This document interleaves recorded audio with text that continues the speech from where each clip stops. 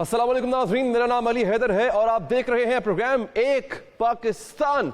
Election 2024 हो गए, ऐसा लग रहा था कि इसके बाद हालात नॉर्मल हो जाएंगे, सियासी इस्तेहकाम आ जाएगा, लेकिन ऐसा नहीं हुआ है। इन्हीं इलेक्शंस के खिलाफ तबले जंग बच चुका है। कराची से खैबर तक, इस्लामाबाद से गवादर तक सब सरापाए एहतजाज हैं।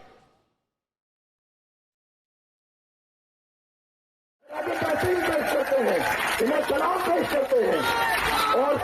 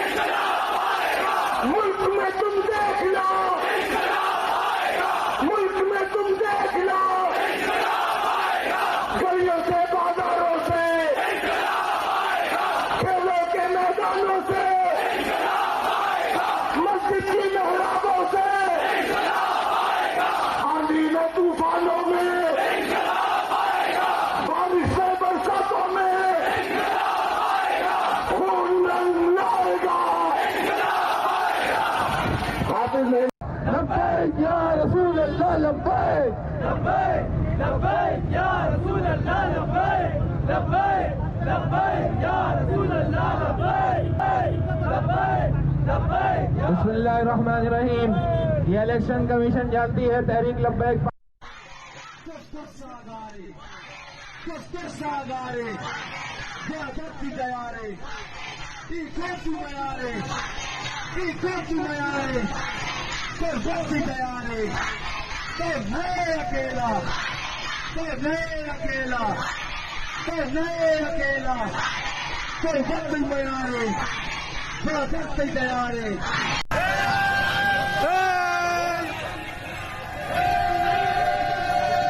आइए, सारे जा रहे हैं हैदराबाद को। प्लीज आइए, कॉल आइए।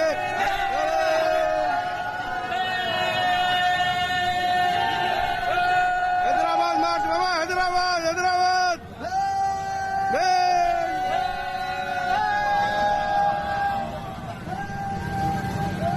काफिले निकलने शुरू हो गए।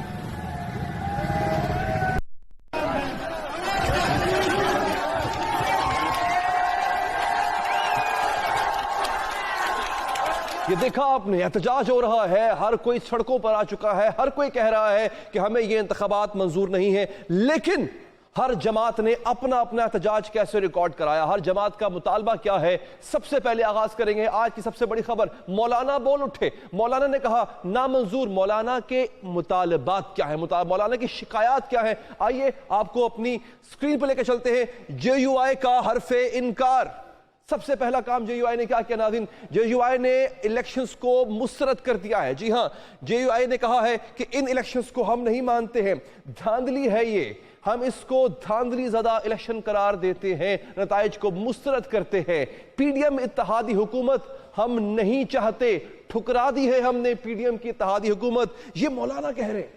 सबसे इंपॉर्टेंट बात है, मौलाना वो जो 2002 के बाद से लेके अब तक कभी ऑपोजिशन में नहीं बैठे, किसी ना किसी तरह वो इक्तदार के ऐवानों का हिस्सा रहे हैं, वो इक्तदार को ठुकरा रहे हैं। ये बहुत बड़ी खबर है, ये बहुत बड़ी बात है।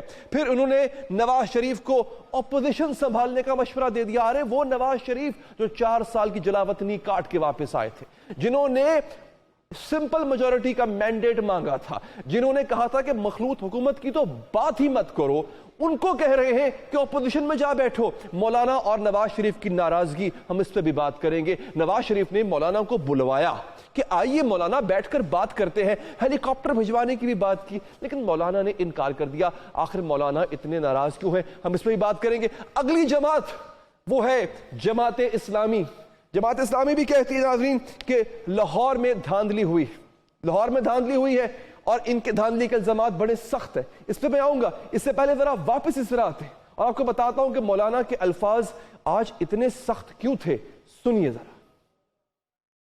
انتخابی نے 2018 کے انتخابات دھاندلی کا ریکارڈ بھی توڑ ڈالا ہے۔ جمعیت علماء اسلام الیکشن کمیشن کے اس بیان کو مسترد کرتی ہے جس میں انہوں نے الیکشن کو شفاف قرار دیا ہے۔ پارلیمنٹ اپنی اہمیت کھو بیٹھا، لگتا ہے اب فیصلے ایوان میں نہیں میدان میں ہوں۔ عوامی جدوجہد کے ذریعے اسٹیبلشمنٹ کی مداخلت سے پاک ماحول میں عوام کی حقیقی نمائندگی کی حامل اسمبلیوں کے انتخاب کو ممکن بنایا جا سکے۔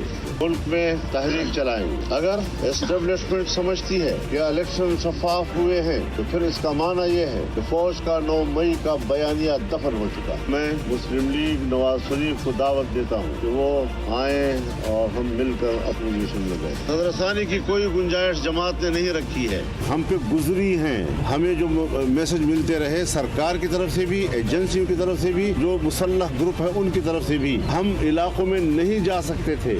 اسٹیبلشمنٹ سیاست سے دستبردار ہو جائے، ہمارے سر ہمارے سر کا تاج۔ سیاست کریں گے تو جواب سیاست سے دیں گے۔ ایوان تو سب کا ہوتا ہے، ہمیں ان کے جسموں سے کوئی جھگڑا نہیں ہے، ان کے دماغوں سے ذرا جھگڑا ہے، وہ ٹھیک ہو جائے۔ جی ہاں، میں نے آپ کو بتایا تھا اگلی جماعت ہے جماعت اسلامی، وہ کہتی ہے نامنظور، بلکہ امیر جماعت اسلامی کراچی نے تو اپنی سیٹ تک تیاگ دی، پی ٹی آئی کی جھولی میں ڈال دی۔ ناظرین یہ کہتے ہیں ہم کراچی میں احتجاج کریں گے، میں دھاندلی ہوئی ہے، وہ بھی الزام لگا رہے ہیں کہ لاہور میں دھاندلی ہوئی ہے۔ 18 فروری کو یہ لوگ اسلام آباد میں احتجاج کریں گے۔ اب یہ 2 جماعتیں جن کا پہلے ذکر کیا، جمعیت علماء اسلام، جماعت اسلامی، یاد رہے ان کے پاس سٹریٹ پاور ہے، یاد رہے ان کے پاس تنظیمی ڈھانچہ ہے، اور یہ کسی بھی طرح کی ایجیٹیشن کو منظم طریقے سے آگے لے جانے کے لیے ایک آئیڈیل سچویشن کریٹ کر سکتے ہیں۔ آگے بڑھیں گے ناظرین، اب ہے یہ جماعت پیپلز پارٹی کو تو بہت کچھ مل گیا، غالباً اس کے حصے سے زیادہ مل گیا، پھر پیپلز پارٹی کیوں احتجاج کر رہی ہے؟ آئیے ان کے نکات پہ نظر ڈالتے ہیں۔ یہ کہتے ہیں نتائج پر ہمیں تحفظات ہیں، جو نتیجہ نکلا ہے یہ غلط ہے، اس سے زیادہ ہمیں مل سکتا تھا۔ ایم کیو ایم کی جیت پر سوالات ہیں۔ ایک طنز کسا سعید غنی نے بولا کہ اگر ایم کیو ایم پورے ملک میں اپنی نشستیں پر اپنے امیدوار کھڑے کرتی شاید 2/3 حصہ لے جاتی۔ یہ طنز تھا، یہ انہوں نے ٹونٹ مارا۔ پھر نصیر آباد میں پیپلز پارٹی دھرنا دے رہی ہے، دینا چاہتی ہے، پیپلز پارٹی کو بھی تحفظات ہیں۔ ان تینوں جماعتوں میں سے کسی نے بھی سیٹسفیکشن شو نہیں کی ہے کہ ہاں انتخابات شفاف طریقے سے ہوئے ہیں۔ آگے بڑھتے ہیں ناظرین، اب یہ جماعتیں ہیں، نیشنل پارٹی ہے، بی این پی ہے، ان کا بھی احتجاج جاری ہے۔ بلوچستان میں National Party B N P کا احتجاج ہے ناظرین، حق دو تحریک کا گوادر میں دھرنا ہے، اور ان کے دھرنے آپ پہلے دیکھ چکے ہیں۔ ان کے پاس عام آدمیوں کی سپورٹ ہے، خواتین کی ایک بہت بڑی تعداد ان کی حامی ہے، جو کہ سڑکوں پر نکلنے سے بھی گریز نہیں کرتی ہے ناظرین۔ اور پھر ٹی ایل پی، اس کو کیسے بھول سکتے؟ یہ ایک ایسی جماعت ہے جس کی شناخت ہی سٹریٹ ایجیٹیشن ہے، سڑکوں کی سیاست ٹی ایل پی کا خاصہ ہے۔ آئیے دیکھیے ذرا۔ اب ناظرین یہاں پر سوالات پیدا ہوتے ہیں۔ سوال یہاں پر یہ ہے کہ انتخابات کیا اپنی اہمیت کھو بیٹھے ہیں ناظرین؟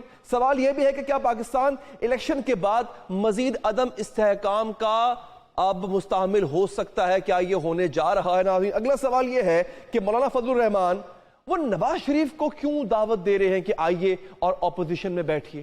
اس کے بعد انتخابات میں دھاندلی کے الزامات ہیں، احتجاج وہ کیا جا رہا ہے، مقتدر حلقے کیا سوچ رہے ہیں؟ کیا مولانا کا مدعا صرف انتخابی دھاندلی ہی ہے؟ کیا مولانا کے پاس محض الزام ہے یا پھر ثبوت بھی موجود ہے کہ وہ دھاندلی کا اتنا بڑا الزام لگا رہے ہیں؟ ناظرین ثبوت ہے تو کہاں ہے؟ لائیے، سامنے لائیے۔ مقتدر فورم پر لے جانے سے گریز کیوں کر رہے ہیں مولانا؟ اور بقول مولانا کے انہوں نے ماضی میں تحریک انصاف کے خلاف احتجاج مقتدر حلقوں کی یقین دہانی پر ختم کیا تھا، اب وہ کس کی یقین دہانی کے منتظر ہے؟ ناظرین بات کریں گے۔ ہمیں جوائن کیا ہے جمعیت علماء اسلام فضل الرحمان کے سربراہ جناب مفتی کفایت اللہ صاحب نے۔ مفتی صاحب بہت شکریہ آپ کے قیمتی وقت کا۔ مفتی صاحب نواز شریف صاحب تو آئے ہی اقتدار کے لیے تھے، وہ تو واپس آئے تھے کہ وہ ووٹ لیں گے، عوامی حمایت کے بعد حکومت بنائیں گے، آپ ان کو یعنی مولانا اپوزیشن کا مشورہ کیوں دے رہے ہیں؟ بسم اللہ الرحمن الرحیم۔ یہ جو آپ کہہ رہے ہیں یہ لندن پلان ہے اور یہ فیل ہو گیا ہے، اور جب یہ فیل ہو گیا ہے تو حقیقت کو تسلیم کر لینا چاہیے۔ دیکھیے ایک تدبیر ہوتی ہے اور ایک تقدیر ہوتی ہے۔ تدبیر تو یہ تھا یا تدبیر یہ تھی کہ لندن کا ایک پلان ہوگا اور یہاں آ کر لوگ استقبال کریں گے اور زیادہ تعداد میں ووٹ لیں گے اور ایک پاپولر لیڈر کے طور پر سامنے آئیں۔ لیکن اللہ کی طرف سے ترتیب ہوئی وہ آئے ضرور، لیکن یہاں ان کو وہ مقبولیت حاصل نہیں ہوئی. لوگوں نے ووٹ آزاد امیدواروں کو دیا ہے. اب 140 کی تعداد میں آزاد امیدوار ہوں تو پھر میاں نواز شریف صاحب اکثریت کی نمائندگی تو نہیں کرتے، وہ اقلیت کی نمائندگی کرتے ہیں. تو اقلیت کی نمائندے کو اگر یہ دعوت دی جائے کہ آپ اپوزیشن میں آ جائیں، یہ تو بہت معقول بات ہے. ٹھیک، میرے خیال میں اگر مولانا فضل الرحمان صاحب کی پیشکش کو وہ قبول کریں تو ان کی لیکن مولانا یہاں پر ایک لمحہ ٹھہریے گا. آپ نے بات بہت بڑی نے کہہ دیا یہ لندن پلان ہے، یہ فیل ہو گیا. مولانا اس کا مطلب ہے آپ کو علم تھا کہ کوئی لندن پلان ہے؟ جب یہ پلان بن رہا تھا تب آپ خاموش تھے، اب یہ فیل ہو گیا، آپ کے لیے ناکارہ ہو گیا یہ پلان، اب آپ بول اٹھے. نہیں، یہ آپ کا سوال ٹھیک نہیں ہے. پہلے ہمیں بعض گز سنائی دی، ہم اندر کے لوگ تو نہیں ہے نا. یہ ہوا ہے ہمارے اسٹیبلشمنٹ کے درمیان اور مسلم لیگ نون کے درمیان، یہ دونوں گواہ ہیں. ہم تو باہر کی آواز آپ سن رہے ہیں، میں سن رہا ہوں. لیکن جب یہاں آیا اور پتہ چلا کہ بھئی ان کو تو وہ انگوٹھا لگانے کے لیے وہاں لوگ چلے گئے اسلام آباد ایئرپورٹ پر، اور بہت زیادہ ان کو سہولت دی گئی اور ان کے بہت سارے کیسز واپس ہوئے، تو پھر تو پتہ چل گیا نا کہ یہ بات بالکل ہوا نہیں ہے. ٹھیک ہے، لیکن اور اب مولانا ثبوت مولانا کیا ہے؟ یہ تب بھی آپ کی باز گشت تھی، اب بھی باز گشت ہی ہے نا. اب ہمارے پاس، آپ کے پاس ثبوت تو نہیں، اور اگر ہے تو قبلہ لے کے جائیے، کسی مناسب فورم پہ لے کے جائیے. نہیں، ہمیں کیا دشمنی کرنی ہے نون کے ساتھ. میں کہ یہ کہتا ہوں کہ آپ بہت سادہ ہیں نا، آپ کو بالکل پتہ نہیں ہے، آپ پاکستان میں نہیں رہتے، آپ لندن قبلہ میں میں رہتے واقعی ہیں. بہت سادہ ہوں. آپ کو ایک شعر سناتا ہوں: میر کیا سادہ ہے بیمار ہوئے جن کے سبب، اسی عطار کے لونڈے سے دوا لیتے ہیں. قبلہ آپ بھی تو ادھر ہی جاتے ہیں بار بار، میرا تو کام بھی تھا نا، آپ بھی تو ادھر ہی دوائی لینے جاتے ہیں. اچھا خیر، اس پہ ہم مزید بحث کریں گے تو بات کہیں اور نکل جائے گی. ہم اگر ادھر جاتے ہوتے نا تو ہماری اس وقت 110 سیٹیں ہوتی. آپ بات سمجھا کرو. ہم وہ لوگ ہیں کہ اپنے بھی خفا مجھ سے ہیں، بیگانے بھی ناخوش، ہم زارے حالا حل کو کبھی کہہ نہ سکے قند.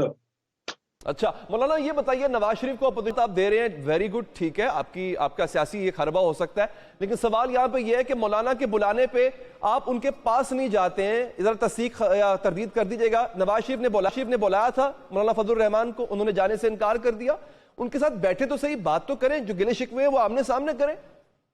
بھائی ہمارے ہاں جب چوری ہوتی ہے تو چور تو نامعلوم ہوتا ہے، لیکن بعد میں کسی دکان میں چوری کا مال پکڑا جاتا ہے تو وہ آدمی اس کے اندر ملوث ہوتا ہے، ہم اسے گلہ کرتے ہیں نا. تو ہمارا مینڈیٹ چرایا گیا تو ہم نے چوری کا مال لے کے تو کہیں مسلم لیگ نون کے پاس پڑا ہوا تھا، تو ہم کس طرح اس حالت کے اندر ان سے ملے؟ ہم کوئی ان کی بغل بچہ تنظیم تو نہیں ہے، ہم آزاد لوگ ہیں اور آزاد فیصلے کرتے ہیں. ہمارا یہ خیال ہے کہ چوروں کے ساتھ بلی ملی ہوئی. لیکن سر اس کا مطلب یہ ہے مولانا کہ جو بات عمران خان بانی چیئرمین تحریک انصاف کہتا تھا وہی بات آج آپ کر رہے ہیں، اس کا مطلب ہے وہ ٹھیک تھا، آپ تائید کرنا چاہ رہے ہیں اس کی، وہی بولی بول رہے ہیں جو وہ بول رہا تھا. عمران خان کوئی ہندو تو نہیں ہے، نہ ہندوستان سے آیا ہے. یہودی تو ہے، اچھی بات کرے گا تو ہم تائید کریں گے، یہودی اور ایجنٹ نہیں غلط ہے، بات کرے گا مخالفت کریں گے. آپ پوری بات سنیں، ہم دلائل کی بات کرتے ہیں، ہم شخصیات کی بات نہیں کرتے ہیں. ہماری ذاتی لڑائی نہیں ہوتی.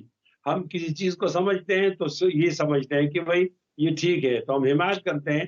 یہ ایک حدیث کو کوٹ کروں گا، نبی علیہ السلام نے فرمایا خذ ما صفا ودع ما قدر، جو ٹھیک ہے اس کو لے لیا کرو اور جو غلط اس کو چھوڑ دیا کرو. مولانا آپ کا شکریہ، لیکن جانے سے پہلے ایک بات ضرور کہوں گا کہ جو الزام آپ لگا رہے ہیں، خاص طور پہ جو مقتدرہ پر آپ الزام لگا رہے ہیں، اس کا ثبوت اگر آپ لے کے آئیں یا مولانا لے کے آئیں تو زیادہ بہتر ہوگا. بہت بہت شکریہ آپ نے ہمارے اس پروگرام کے لیے وقت نکالا. ناظرین اب ہم بات کرتے ہیں ایک ایسی جماعت کی کہ جس کی پارٹی کا لیڈر نے جیل میں بیٹھ کے دعویٰ کیا کہ دھاندلی ہوگی، جیل میں بیٹھ کے دعویٰ کیا کہ اس دھاندلی کے خلاف وہ الیکشن لڑے گا اور جیتے گا. ناظرین اس پر ہم بات کریں گے، لیکن اگین اس وقت ملکی سیاست کے اندر کیوں اتنا بھوچال آ چکا ہے؟ کسی کو بھی کسی قسم کی تشفی یا تسلی نہیں ہو رہی ہے، ہر کوئی اقتدار سے کیوں دور بھاگ رہا ہے؟ سب سے بڑا اور اہم سوال ناظرین اس وقت یہ ہے. ہمیں جوائن کیا ہے سینئر تجزیہ صحافی جناب حفیظ اللہ نیازی صاحب. نیازی صاحب بہت شکریہ سر آپ کی قیمتی وقت کا. نیازی صاحب کیا وجہ ہے سر، ہر کوئی بھاگ کیوں رہا ہے؟ انتخابات سے کیوں بھاگ رہا ہے ہر کوئی، اقتدار سے کیوں بھاگ رہا ہے ہر کوئی؟ مولانا تو اقتدار کے بغیر اس کا وقت کبھی نہیں گزرا تھا، انہوں نے ہر دور میں اقتدار کا مزہ لیا ہے وہ بھی دور بھاگ رہے ہیں اس سے؟ پہلی بات تو یہ ہے کہ بالکل ری پولنگ کی سوچ بھی کہیں نہیں آئے گی، کہیں پھٹکنے بھی نہیں دیں گے، پہلی بات جی۔ دوسری بات جو بڑی امپورٹنٹ ہے وہ یہ ہے کہ اس الیکشن کے بڑے کمالات بڑے ہیں جی۔ ہر الیکشن میں ہوتے ہیں، لیکن ان کمالات کو اس طریقے سے کوئی لے کے نہ آگے چلا جاتا ہے نہ ان کو اجاگر کیا جاتا ہے۔ اس الیکشن کا کمال یہ ہے کہ جتنے محکمے، جتنے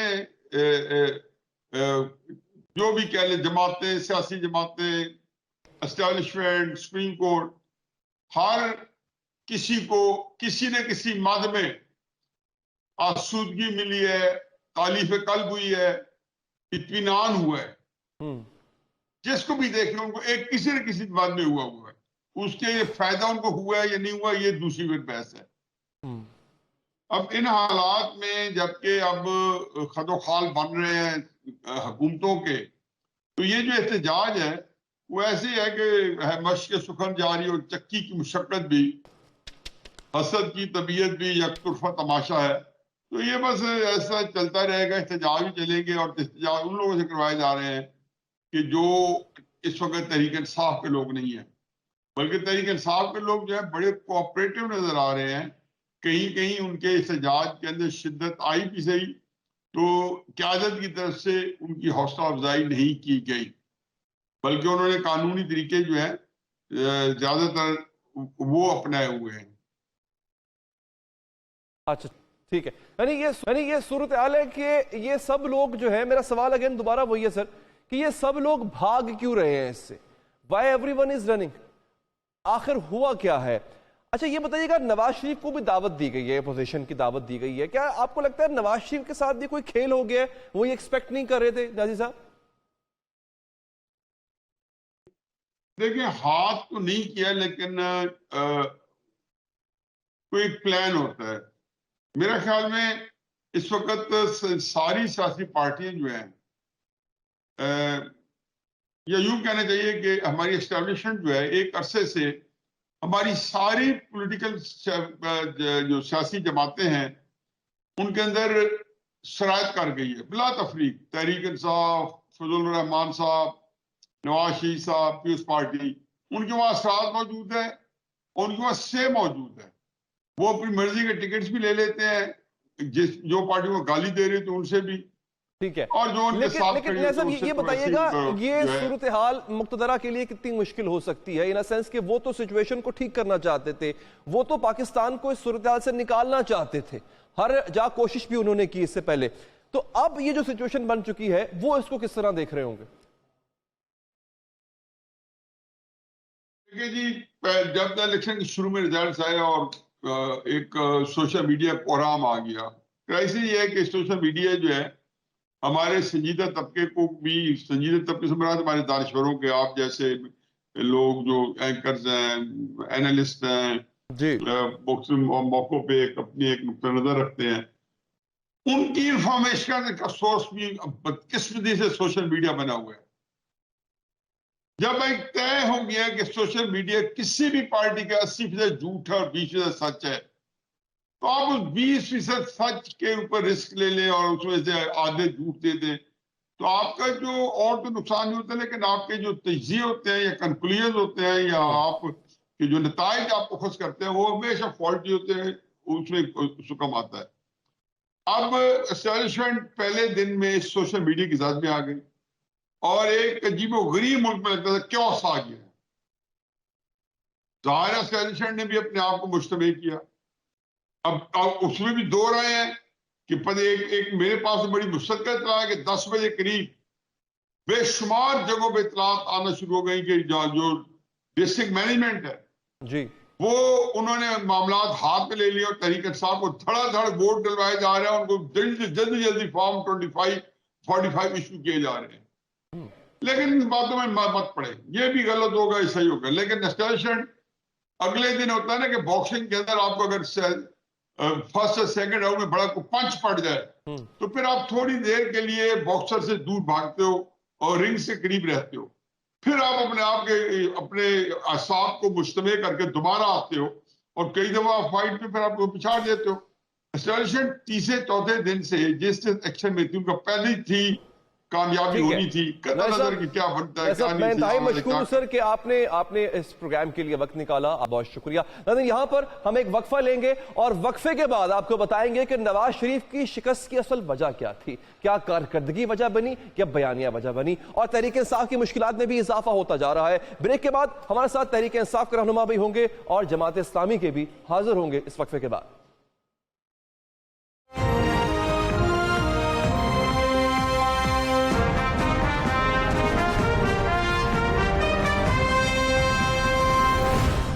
के बाद हाज़िर नाज़रीन, तहरीक इंसाफ ने मैदान मारा है, इसमें कोई शक नहीं। केपी के उन्होंने क्लीन स्वीप किया, मरकज के अंदर सबसे बड़ी जमात बन के वो सामने आए हैं। लेकिन क्या इससे तहरीक इंसाफ की मुश्किलात कम होने जा रही हैं?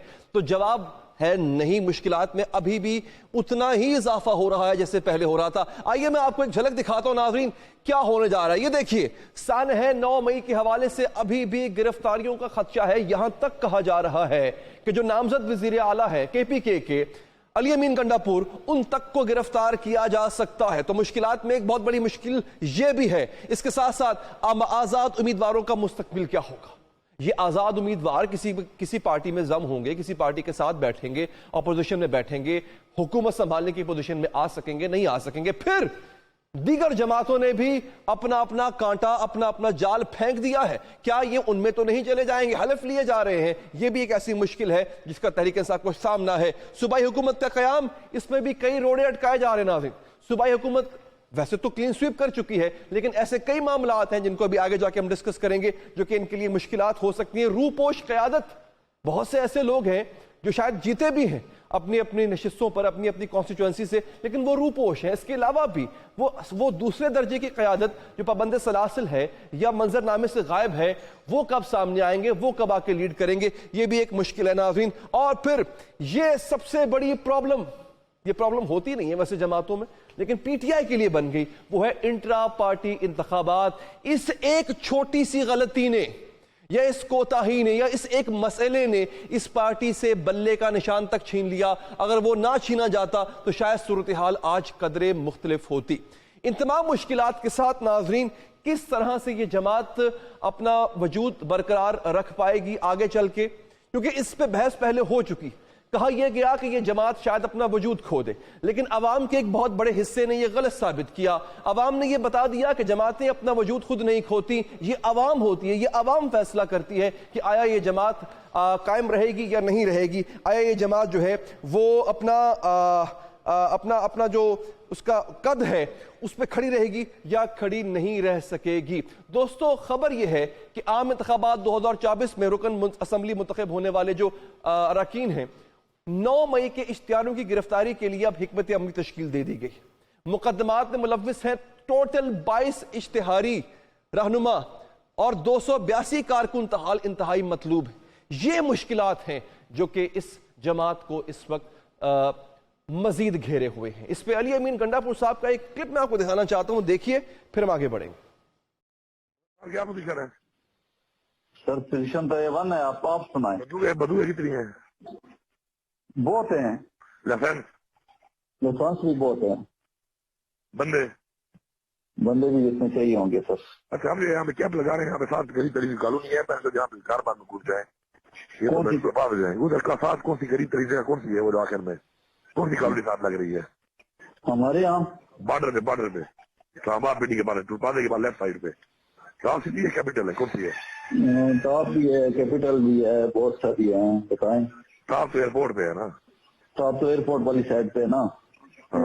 मैंने पूरा नक्शा भेजा था आपको। मैं मुझे मिला हुआ है, वो मिला हुआ है नक्शा। मैं बंदे और सामान वहाँ रेडी रखे हैं आप।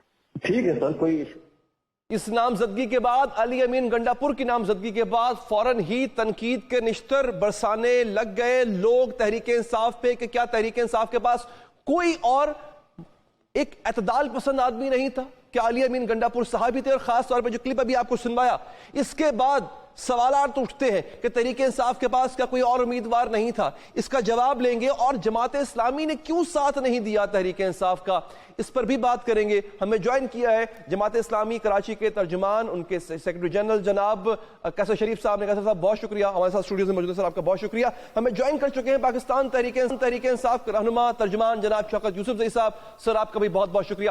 یوسف زئی صاحب, وائے علی امین گنڈاپور, مطلب آپ کے پاس بڑی معتدل آوازیں بھی ہیں, آپ کے پاس بڑے دھیمے لوگ بھی ہیں, اور ایک ایسے شخص, ایک ایسا آدمی جو کہ گرفتار ہو سکتا ہے کسی بھی وقت, متنازع ہے, الزام بہت بڑا ہے. وائے علی امین گنڈاپور, وائی ناٹ شوکت یوسف زئی؟ بسم اللہ الرحمن الرحیم. بہت شکریہ. دیکھیں, پہلی بات تو یہ ہے کہ علی امین گنڈاپور ایک ورکر ہے, اور اس کی جو اعتماد ہے عمران خان کا, وہ بھی آپ نے دیکھ لیا کہ کس قدر اعتماد ہے, کن مشکلات سے گزرا ہے, کس طرح وہ پارٹی کے ساتھ ڈٹا رہا. تو ڈیفینیٹلی ایک ورکر کی حیثیت سے اس کو نامزد کیا گیا ہے. اور خان صاحب, اور 9 مئی کا نامزد بھی ہے, آپ نے انٹرو میں کہا کہ مشکلات نہیں, میں عرض کروں, دیکھیں میری بات سنیں, وہ مشکلات اپنی جگہ, اور آپ کی بات بالکل درست ہے. گرفتاریاں, یہ سب چیزیں تو پولیٹیکل ورکرز کے لیے ہو سکتی ہیں. تو کیا اس سے پہلے اگر آپ نواز شریف کے کیس میں دیکھیں تو کیا اس کے خلاف کتنے کیسز تھے؟ وہ تو ساری زندگی کے لیے نااہل تھا, لیکن اس کو لایا گیا کہ جی اب آ جائے. تو اس وقت دیکھیں, پہلی بات یہ کہ اس کو جو الیکشن لڑنے کی اجازت دی تو کس نے دی؟ عدالتوں نے دی ہے نا. تو اس وقت کیا یہ کیس نہیں تھا؟ جب آپ لڑ کر جیت جائیں تو آپ کیا کریں گے؟ آپ پارلیمنٹ میں ایک ممبر کی حیثیت سے بیٹھے یا وزیر اعلیٰ کی حیثیت سے بیٹھے, چیز تو ایک ہی ہے. تو اگر اس کو چونکہ وہ جیت کر آیا اور جیتنے کے بعد اس کو نامزد کیا گیا ہے نا, ایسا تو نہیں ہے کہ پہلے سے. لیکن سر اس وقت یہ ہے کہ یہ شکار رہے گا نا, کنفیوژن کا شکار رہے گا صورتحال میں, یہ کہیں گرفتار نہ ہو جائیں, ان پہ الزام بہت بڑا ہے. آپ ایک ایسے شخص کو لے کر آتے ہیں جس نے آ کے حکومت سنبھالنی تھی KPK کی, وہ اسموتھلی آتے ساتھ ہی اپنا کام کرتا, نہ کہ اس فکر میں رہتا کہ میں کبھی بھی گرفتار ہو سکتا ہوں. دیکھیں, اس وقت خان صاحب خود بھی تو جیل میں ہے نا, وہ تو رہا تو نہیں ہوئے نا ابھی. دیکھیں, انہوں نے سوچ سمجھ کے یہ فیصلہ کیا ہے نا. دوسرا یہ کہ اس وقت جو آپ یہ تو آپ پریزیوم کر رہے ہیں نا کہ ایسا ہو سکتا ہے, جب ہوگا تو آپشن بہت اور بھی ہوں گے. لیکن ابھی فی الوقت جو ہے نا, دیکھیں پارٹی وہ فیصلہ کر سکتی ہے جو اس کے سامنے ہے. سب سامنے یہی ہے کہ علی امین گنڈاپور اس وقت عمران خان کے سب سے بااعتماد ساتھی ہیں, اس میں کوئی شک نہیں ہے نا. تو ظاہر ہے اس مشکل وقت میں ایسے بااعتماد ساتھی کو ہی نامزد کیا جا سکتا ہے. اب آپ جو بات کر رہے ہیں کہ 9 مئی کے واقعات میں ان کو گرفتار کیا جا سکتا ہے, جب گرفتار ہوگا تو یہ کہ پارٹیوں کے پاس پالیسیاں ہوتی ہیں, ان کے پاس اپنے آپشنز ہوتے ہیں, تو آپشن تو استعمال ہو تو ہوتے رہیں گے. یہ کوئی بڑی بات نہیں ہے. چلیں شوکت صاحب, اس سے پہلے کہ میں آگے بڑھوں, مجھے ذرا اپنی حکومت سازی کی حکمت عملی بتا دیجئے. جماعت اسلامی کے رہنما بھی ہمارے ساتھ موجود ہیں اس وقت. یہ آپ نے کیا کیا ہے وفاق میں, متحدہ مجلس عمل KPK میں, مطلب جماعت اسلامی کا, مطلب آپ کا ساتھ دے رہے تھے یہ لوگ, آپ کے لیے سیٹ تیاگ دی کراچی کے امیر نے, تو کیوں جماعت اسلامی کے ساتھ ایسا کیوں؟ دیکھیں, ہم نے تو نہیں کیا نا. یہ تو دیکھیں الیکشن پروسیس ہے, الیکشن پروسیس جو ہے وہ سب کو پتہ ہے کیا ہوا ہے کیا نہیں ہوا. اور جماعت اسلامی کے ساتھ دیکھیں بات پہلے ہو چکی تھی, اور بلوچ صاحب نے اس کی تصدیق بھی کی تھی, سارے کچھ معاملات طے ہو چکے تھے. اس کے بعد میں جو یہ ساری سچویشن سامنے آئی, تو دیکھیں یہ تو وفاق میں جماعت اسلامی ہے اور ہمارے لیے مشکل. اب یہ تو دیکھیں جو اس وقت مذاکرات کر رہے ہیں ہمارے پارٹی کے جو سینئر ہیں, یہ تو وہی بتا سکتے ہیں. لیکن میں تو آپ کو صرف یہ اتنا بتا سکتا ہوں نا کہ جو بظاہری نظر آ رہا ہے, جو جہاں تک ہمیں انفارمیشن ملی ہے, تو اس میں جماعت اسلامی کے ساتھ مذاکرات ہو رہے تھے, کافی حد تک پیش رفت ہوئی تھی. لیکن جو یہاں کی لیڈرشپ ہے شاید ان کو اس کا علم نہیں ہے, اور جس کی وجہ سے انہوں نے کہا جی ہمیں علم نہیں ہے اور ایسی کوئی بات نہیں ہے. ہمیں کام کرتے ہیں, مذاکرات ہو رہے تھے, ہر پارٹی دیکھیں مختلف آپشنز استعمال ہو رہے ہیں. ہم اندر کی بات جماعت اسلامی کے رہنما سے پوچھ لیتے ہیں, ہم اندر کی بات انہیں سے پوچھتے ہیں. قیصر شریف صاحب, سر آپ کا بہت بہت شکریہ. قیصر صاحب, یہ کیا وجہ ہے, آپ دیکھ سکتے ہیں میری طرف, یہ کیا وجہ ہے سر کہ کوئی ڈیڈ لاک تھا کسی بات کو لے کر کے, معاملہ وفاق میں نہیں بن پایا آپ کا ان کے ساتھ, کیونکہ قوی امکان یہی ظاہر کیا جا رہا تھا کہ وفاق میں آپ ان کے ساتھ ہوں گے؟ بہت شکریہ علی حیدر صاحب. دیکھیے جماعت اسلامی سے پی ٹی آئی کی قیادت نے 9 فروری کو رابطہ کیا تھا اور جماعت اسلامی کی لیڈرشپ نے امیر جماعت اسلامی سراج الحق صاحب نے غیر مشروط طور پر ایک مثبت جو ہے پیغام دیا تھا اور ہم نے یہ کہا تھا کہ اگر اس جمہوری عمل کو آگے بڑھانے کے لیے کوئی آئینی تحفظ درکار ہے پی ٹی آئی کے جو امیدواران کامیاب ہوئے ہیں آزاد امیدوار کی حیثیت سے تو جماعت اسلامی اس میں تعاون کرے گی. لیکن جو اس وقت گفتگو ہوئی آگے بڑھی کہ دونوں سائیڈ سے کمیٹیاں جو ہیں وہ تشکیل دی جائیں جو مل بیٹھ کے کوئی ٹی او آرز اور باقی چیزوں کا جائزہ لے لیں اور اس کے بعد جو ہے عملی طور پر کوئی سفارشات تیار کریں. جماعت اسلامی کمیٹی بنائی, اس میں لیاقت بلوچ صاحب نائب امیر جماعت اسلامی پاکستان جو ہیں وہ اس کے ہیڈ تھے اور پروفیسر محمد ابراہیم صاحب جو کے پی کے امیر ہیں, سابق سینیٹر ہیں. اسی طرح ہمارے جو سابق سینئر وزیر ہیں صوبہ کے پی کے عنایت اللہ خان صاحب وہ اس کا حصہ تھے. اسی طرح پی ٹی آئی کی طرف سے بھی جو ہے وہ ایک کمیٹی سامنے آئی. میں آپ کو بتا رہا ہوں, میں چاہ رہا ہوں پوری بات آپ کے علم میں آئے, ناظرین بھی سنیں اس کو.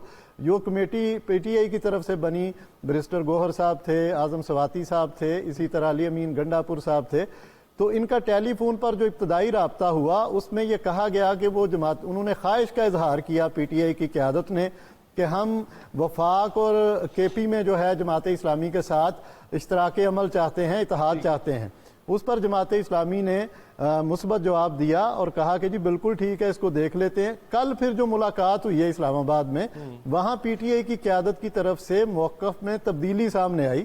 وہ تبدیلی یہ تھی کہ انہوں نے کہا کہ ہم صرف کے پی میں آپ کے ساتھ جو ہے وہ اشتراک عمل چاہتے ہیں. جماعت اسلامی کا موقف اب بھی واضح ہے کہ جماعت اسلامی اور تحریک انصاف قومی مفاد کے لیے اشتراک عمل ہم کر سکتے تھے. میں بات ختم کر رہا ہوں, آپ کمپلیٹ کر لیں. جب یہ بات موقف میں تبدیلی سامنے آئی تو اس پر ہماری قیادت نے کہا کہ ہم مشورہ کرنے کے بعد جو ہے قیادت سے آپ کو آگاہ کریں گے. آج صبح جو ہے وہ آگاہ کیا گیا اور لیاقت بلوچ صاحب جو کہ اس کمیٹی کے ہیڈ تھے ان کی طرف سے بھی یہ بات جو ہے وہ سامنے آ گئی کہ پی ٹی آئی جو ہے وہ کے پی میں بھی اگر آپ نے موقف تبدیل کر لیا ہے تو آپ کے پی میں بھی کسی اور کے ساتھ کر لیں, ہمیں اس پر خوشی ہوگی. یہ جماعت اسلامی نے آفیشل جو ہے ان کو ضرورت نہیں ہے ایسے دیکھا جائے تو نہیں, اصل میں جو صورتحال ہے وہ ظاہر ہے شوکت یوسفزئی صاحب موجود ہیں, ان کو پتہ ہے کہ کس چیز کی کتنی ضرورت ہے اور کون سی لیگل جو ہے وہ ریکوائرمنٹ ہے اور کون سی چیز اس وقت ان کو درکار ہے. کے پی میں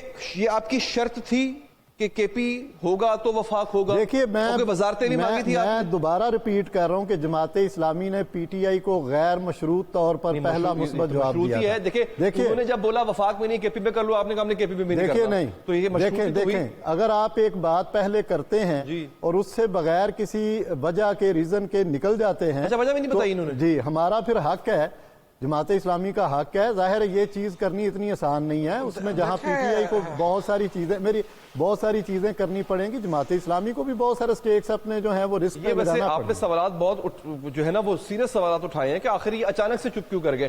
آپ کو سب سے پہل کی گئی ہے شوکت صاحب وہ انہوں نے کی تھی, آپ کو اپنا آلیو برانچ انہوں نے جو ہے وہ دیا تھا, ہاتھ بڑھایا تھا, تو یہ کیا کیا آپ نے سر؟ دیکھیں پہلی بات تو یہ کہ یہ چیزیں ختم ہوئی نہیں ہے, یہ ابھی تک سٹل وہ کنٹینیو ہے, پروسیس کنٹینیو ہے. اور صرف یہ چونکہ ان کی طرف سے پھر آج صبح ایک پریس کانفرنس ہوئی یا پتہ نہیں کیا انہوں نے اسٹیٹمنٹ جاری کیا کہ جی ہمارا کوئی ایسی نہ بات چیت چل رہی ہے نہ کوئی ایسی بات ہوئی ہے. اچھا بات بھی نہیں چل رہی ہماری طرف سے ایسی کوئی ابھی تک بات چیت بھی نہیں چل رہی, آپ یہ کہہ رہے ہیں؟ یہ ان کی طرف سے اسٹیٹمنٹ یہ ان کی طرف سے اسٹیٹمنٹ آئی ہے, میں اس کی بات کر رہا ہوں. کے پی کی جو لیڈرشپ ہے جماعت اسلامی کی ان کی طرف سے آئی ہے. نہیں ٹھیک ہے تو ہماری طرف سے تو ابھی تک وہ ختم نہیں ہوا ہے, ہمارا تو پروسیس جاری ہے, ابھی تک مشاورت ہو رہی ہے. ہم نے تو کوئی فائنل اسٹیٹمنٹ نہیں دیا, نہ کوئی ڈیسیژن دیا کہ جماعت اسلامی کے ساتھ ہم اتحاد نہیں کر رہے. ہاں انہوں نے کے پی میں دیا ہے, کے پی میں دیا ہے اس نے, اور یہ دیا ہے کہ جی ہماری ایسی کوئی بات چیت ہو ہی نہیں رہی ہے, نہ ہم نے کوئی پیشکش کی ہے. تو اس پہ ہم نے خیر ابھی تک اس کا کوئی جواب نہیں دیا ہے, کیونکہ آلریڈی ہماری جو لیڈرشپ ہے مرکز انہوں نے کہا کہ جی ہماری بات چیت ہو رہی ہے, جماعت اسلامی کے ساتھ بھی ہو رہی ہے, کسی اور کے ساتھ بھی ہو رہی ہو شاید, لیکن ابھی ہم فائنل ڈیسیجن پہ نہیں پہنچے ہیں. تو اس لیے اس پہ کوئی آپ سٹیٹمنٹ ایسا نہ دیں کہ جی اس سے کوئی غلط فہمیاں پیدا ہو. اگر جماعت اسلامی کی لوکل لیڈرشپ نے کوئی بیان دیا ہے تو ان کو دینے دیں, لیکن ہماری چونکہ اوپر بلوچ صاحب اور دوسرے جو ان کی جو ٹیم بنی ہے उनसे ठीक है, मैं मुख्तसर जवाब देते, वक्त बहुत कम है। क्लैरिटी ये है कि जो स्टेटमेंट दी है वो लियाकत बलोच साहब ने ही दी है, ये सिर्फ लोकल का मामला नहीं है। जमात इस्लामी ने इस पर एक हतमी राय अपनी दे दी है, वो वही लीड करे। बहुत शुक्रिया कैसर शरीफ साहब, आपने वक्त निकाला हमारे लिए। शौकत यूसुफ साहब, आपका भी बहुत बहुत शुक्रिया, आपने हमारे प्रोग्राम के लिए वक्त निकाला। आगे बढ़ेंगे नाज़रीन, ये अगला जो सेगमेंट है ये बहुत अहम है, इंतहाई अहम है। उसकी वजह यह है, सवाल यहां पर ये उठ रहा है कि नवाज शरीफ आखिर क्यों हारे, नवाज शरीफ वो मतलूबा नताइज हासिल क्यों नहीं कर सके, क्या वजह थी। नवाज शरीफ अपनी कारकर्दगी की बुनियाद पर वोट मांग रहे थे, लेकिन क्या उनकी कारकर्दगी ने उनको हराया है, या फिर बात ये कुछ और है। बात यह है कि नवाज शरीफ गालिबन अपने बयानिए की जंग हार गए हैं। जी हाँ नाज़रीन, सियासी जंग वही जीतेगा जो बयानिया बनाने में कामयाब हो जाएगा, वरना नवाज शरीफ और बानी पीटीआई की कारकर्दगी अगर हम मवाजना करें तो सूरत हाल अभी थोड़ी ही देर में मैं आपके सामने रखने जा रहा हूं नाज़रीन। बयानिया वो जो सोशल मीडिया पर वायरल हो जाए, बयानिया वो जो टिकटॉक जैसे या ट्विटर जैसे सोशल मीडिया प्लेटफॉर्म पर वायरल हो जाए। लेकिन क्या नवाज शरीफ ये बयानिया बनाने में कामयाब हुए या फिर बयानिया बदलते रहे? आइए दोनों की कारकर्दगी का जायजा लेते हैं। आगाज करेंगे नाज़रीन हम 2013 से। मुस्लिम लीग नून के मंसूबे इस वक्त हमारे सामने मौजूद है। दयामीर भाषा डैम, मैं डैम से आगाज कर रहा हूं। दयामीर भाषा डैम, फिर अराजी जो है वो उसके लिए खरीदी गई, फंड्स मुख्तस किए गए, बलूचिस्तान में 20 छोटे डैम बनाए गए। नाज़रीन ये नवाज शरीफ के दौर की बात हो रही है। मंगला पावर स्टेशन की अपग्रेडेशन की गई। 2013 जब आया, जब ये इलेक्शन हुआ था 2013 का, उस वक्त पाकिस्तान अंधेरों में डूबा हुआ था, 8-8 घंटे की लोड शेडिंग हुआ करती थी, लेकिन ये मंसूबे जो है वो लगाने के बाद लोड शेडिंग पर खात्मा किया गया। 2013 से 2018 के दरमियान तरबेला डैम की तौसी की गई, हाइड्रो पावर इलेक्ट्रिक जनरेशन में इजाफा किया गया। नाजरीन फिर नीलम झेलम मंसूबे की तकमील होती है, गोमल जाम डैम की तकमील होती है। अब आ जाते हैं बिजली पे। जौहरी तवानाई 600 मेगावाट 2013 से जो है वो आते साथ ही इन्होंने इसका इजाफा किया जौहरी तवानाई में, जो कि एक ऐसा अमल है जिसपे बहुत कम खर्चा आता है न्यूक्लियर एनर्जी के साथ। काबिल तजदीद जराए जो हैं उनसे 1500 मेगावाट बिजली जो है नाज़रीन वो बनाई जाती थी। फिर यहां से आ जाइए 11,000 मेगावाट के मंसूबे। मैं इस पॉइंट पे आना चाह रहा था। पाकिस्तान को एक बहुत बड़े एनर्जी डेफिसिट का सामना था। क्यों? लोड शेडिंग होती थी, इंडस्ट्री तबाह हो रही थी, इंडस्ट्री हमारी शिफ्ट हो रही थी, अनएम्प्लॉयमेंट बेरोजगारी बढ़ रही थी, बड़े बड़े इंडस्ट्रियल यूनिट्स बंद हो रहे थे क्योंकि उनके पास अपने यूनिट्स चलाने के लिए एनर्जी नहीं थी, बिजली नहीं थी। ये 11,000 मेगावाट के मंसूबे एक नई जान डाल देते हैं, एक नई रूह फूंक देते हैं आपके इंडस्ट्रियल सेक्टर में। और उसके बाद हम देखते हैं कि एक इंडस्ट्रियल बूम आता है, मुल्क में पैसा आता है। नवाज शरीफ का दौर था जब पेट्रोल की कीमतें कम की गई, हालांकि आलमी मंडी में पेट्रोल की कीमतें बढ़ रही थी, डॉलर को मुस्तहकम करके रखा हुआ था। जनाब एलएनजी से 6,800 मेगावाट बिजली बनाई गई। यह भी एक ऐसा मंसूबा था जिसपे तनकीद भी हुई कि महंगी एलएनजी ली जा रही है, सस्ती जो पावर जनरेशन के मेथड्स हैं उसको इस्तेमाल क्यों नहीं किया जा रहा। कोयले से 2,650 मेगावाट बिजली बनाई गई। जो सखर का मंसूबा है उसका, कोयले का थल का मंसूबा है, उसका आगाज जो है वो नाज़रीन यहां से किया गया। अब आगे आते हैं नाज़रीन, ये तो बात हो गई एनर्जी के ऊपर। मैं आपको बताऊंगा कि शहबाज शरीफ साहब क्या दावा किया करते थे। मैं आगे भी बढ़ूंगा। अभी सेहत भी है, अभी तालीम भी है, अभी ट्रांसपोर्ट भी है, सड़कें भी है, दीगर भी हैं, ये सब है, इस पर मैं आऊंगा। लेकिन मैं चाहता हूं जरा शहबाज शरीफ साहब की गुफ्तगू सुनिएगा। वही नवाज शरीफ है जिसने दयामीर भाषा, जो पाकिस्तान का सबसे बड़ा जो आबी मंसूबा, जिससे बिजली भी पैदा होगी और पानी का जखीरा भी होगा, जिससे कि हमारी जमीनें सरसब्ज होंगी और पाकिस्तान की गंदम की पैदावार और गल्ला बढ़ेगा, उसकी बुनियाद नवाज शरीफ ने रखी। दासू डैम जो कि जेरे तामीर है, दयामीर भाषा भी जेरे तामीर है, उसका भी मेमार अल्लाह ताला के फजल करम से नवाज शरीफ है। जी हाँ नाजरीन, ये थी इनकी कारकर्दगी एनर्जी सेक्टर में। अभी मैं आपको पूरी डिटेल भी बताऊंगा। कारकर्दगी दिखा दी थी, बयानिया नहीं था। वोट को इज्जत दो का बयानिया बनाया, फिर तब्दील कर दिया, फिर मुल्क को नवाज दो का बयानिया आ गया।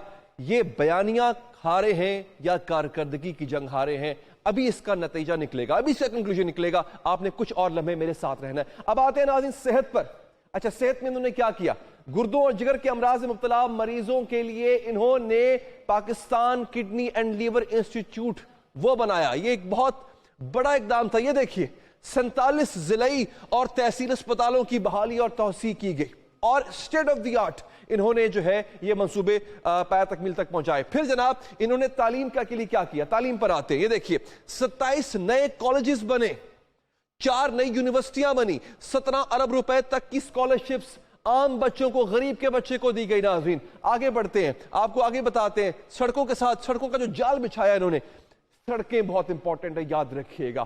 اگر کسی بھی ملک ترقی کرنی ہوتی ہے, جو مواصلات کا نظام ہے وہ اس کی ریڑھ کی ہڈی ہوتا ہے, خاص طور پہ تجارت کے لیے. ناظرین چین پاکستان اقتصادی راہداری سی پیک, جو کہ ایک فاؤنڈیشن ہے اس وقت پاکستان کی, 15 ارب ڈالر سے شروع ہونے والا منصوبہ 53 ارب ڈالر تک پہنچ گیا نواز شریف کے دور میں. کراچی حیدرآباد موٹر وے 7500 کلومیٹر کی نئی سڑکوں کا جال پورے ملک میں بھجوایا گیا, اور یہ 5 سال میں کیا گیا. صرف 5 سال کے اندر 11000 کلومیٹر سڑکوں کی توسیع ہوتی ہے, 14000 کلومیٹر سڑکوں کی مرمت کی جاتی ہے 2013 سے 2018 کے اس 5 سال کے دور میں. آتے ہیں دیگر منصوبوں کی طرف. ناظرین جناب LNG ٹرمینل پاکستان کی انرجی کی نیڈ کو پورا کرنے کے لیے یہ بہت ضروری تھا. گوادر میں تجارتی بندرگاہ کا افتتاح, اسلام آباد کے نئے ایئرپورٹ کی تکمیل, فاٹا کا خیبر پختونخوا میں انضمام, اور سیف سٹی پروجیکٹس, کراچی کی دہشت گردی کا خاتمہ. ناظرین ملک کے اندر گورننس کا نظام, مختلف قسم کے ریفارم جو ہے وہ لانے کا جو ہے وہ ایک خاص نظام متعارف کروایا گیا تھا. نواز شریف کے دور میں ہم نے دہشت گردی کی خلاف جو جنگ ہے, جس سے پاکستان کو پچھلی 1 دہائی سے ایک ایسے جہنم میں جھونک رکھا تھا, وہ بھی اسی دور میں ہوتا ہے. اور جیسا کہ آپ کو بتا چکا ہوں کہ کراچی جو ہے پرامن ہوا, کراچی میں امن آیا. ہماری خارجہ پالیسی ایسی تھی کہ وہ پرائم منسٹر مودی جو عمران خان صاحب کا فون تک نہیں اٹھانا گوارا کرتا تھا, وہ پاکستان وزٹ کرتا ہے. اس پہ نواز شریف پہ تنقید ہوتی ہے, حالانکہ ہم امن کی طرف بڑھ رہے تھے. خارجہ پالیسی میں سعودی عرب کے ساتھ, ایران کے ساتھ, ان تمام ممالک کے ساتھ, یہاں تک کہ امریکہ کے ساتھ بھی ہمارے بہت اچھے تعلقات تھے. تو ناظرین یہ تمام تر صورتحال کے بعد, یہ سب کچھ کرنے کے بعد بھی نواز شریف کیوں ہارا؟ نواز شریف بیانیے کی جنگ ہارا. اب میں آپ کو بتاتا ہوں کہ دوسری جانب جو بیانیے کی جنگ جیتے ہیں ان کی کارکردگی کیا تھی. ہم بات کرتے ہیں تحریک انصاف کی. تحریک انصاف دعوے بھی کرتی تھی, وعدے بھی کرتی تھی, کہتی تھی کہ IMF کے پاس ہم نہیں جائیں گے, پھر 3.25 سال میں 20,000 ارب روپے کا قرض لے لیا. یہ سنیے مفتاح اسماعیل صاحب کیا کہتے ہیں.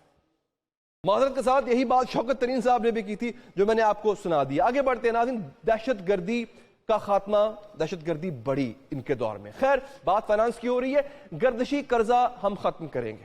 پھر جناب کیا کیا انہوں نے؟ پھر انہوں نے 1148 ارب روپے کا گردشی قرضہ 2300 ارب تک پہنچا دیا. یہ انہوں نے پچھلے کوئی 3 سال میں کیا ناظرین. جی ہاں, انہوں نے اس طرح سے اس پوری صورتحال کو خراب کر دیا. انہوں نے کہا کہ ہم روپے کی قدر سنبھالیں گے. اب میں آپ کو بتاتا ہوں روپے کے ساتھ کیا ہوا, یہ سنیے. اب آپ نے یہ دیکھنا ہے اوپر لکھا ہوا اسکرین پہ, کیا کہا گیا اور ہوا کیا, کہا کیا اور ہوا کیا. یہ تقابلی جائزہ ہم لیتے ہیں اس کا ناظرین. روپے کی قدر سنبھالیں گے, ڈالر 123 روپے سے انہوں نے 184 پر پہنچا دیا. پھر کہا ہم باہر پڑے 200 ارب ڈالر واپس لے کر آئیں گے. اور ہوا کیا؟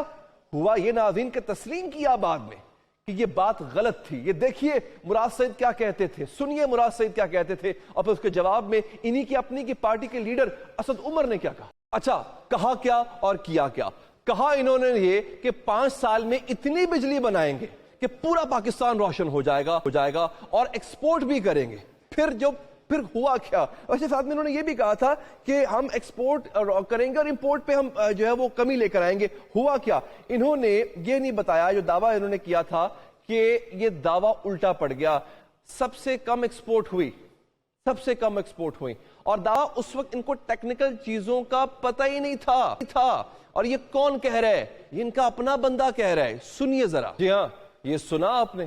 پھر انہوں نے کہا کہ سٹیل ملز اور پی آئی اے کی ہم نچکاری کریں گے اس کو اتنا پروفیٹیبل بنا دیں گے، ان دونوں آرگنائزیشنز کو ہم اول درجے کا بنا دیں گے، ناظرین اچھی طرح چلا کے دکھائیں گے۔ اور پھر ہوا کیا؟ پھر سسکتی پی آئی اے کا مزید بھٹا بٹھا دیا۔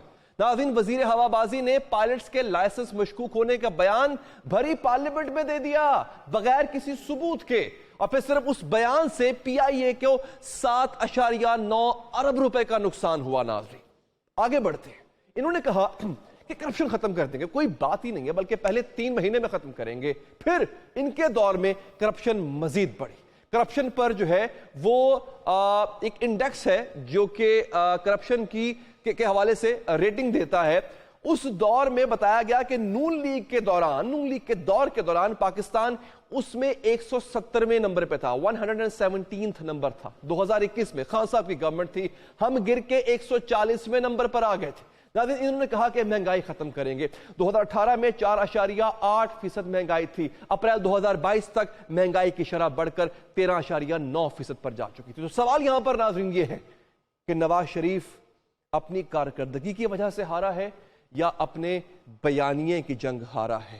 ان کے رینکس کو ایک دفعہ خود کو ٹٹولنا ہوگا کہ کیا ان کے بیانیے میں جان نہیں تھی، کیا ان کا بیانیہ کمزور تھا؟ کیونکہ یہ پروپیگنڈا کی جنگ ہے، یہ سوشل میڈیا کی جنگ ہے، یہ بیانیہ بار بار ٹیپ کرنے کی جنگ ہے، یہ اپنا بیانیہ بار بار ہیمر کرنے کی جنگ ہے۔ کیا نواز شریف اپنا بیانیہ پھیلانے میں، اپنا پروپیگنڈا پھیلانے میں ناکام رہے، جبکہ ان کے حزب مخالف جو ہے وہ اپنا بیانیہ لوگوں کے ذہنوں میں انسٹال کرنے میں کافی حد تک کامیاب ہوئے؟ یہاں پر بری کارکردگی نے بیانیے سے بری کارکردگی ہار گئی، بیانیہ جیت گیا، بری کارکردگی ہار گئی، اور یہاں پہ اچھی کارکردگی ہار گئی اور بیانیہ جو ہے وہ جیت گیا۔ اس کے ساتھ ہی ناظرین پروگرام سے اب تک کے لیے اتنا ہی، مجھے دیجیے اجازت، اللہ نگہبان۔